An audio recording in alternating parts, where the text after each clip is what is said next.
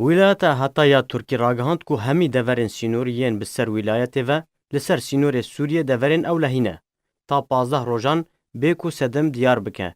Wîlayeta Hetayê ku li başûrê Tirkiyê dikeve, li daxuyaniyekî fermî de diyar kir ku biryara wê îro çarşembê saet 8 sibehê têkeve warê cêbecêkirinê. Heta 15 rojên din berdewam bibe. Her li gorî biryarê çûn û hatinê ji bo wan deverên sînorî qedexe ye.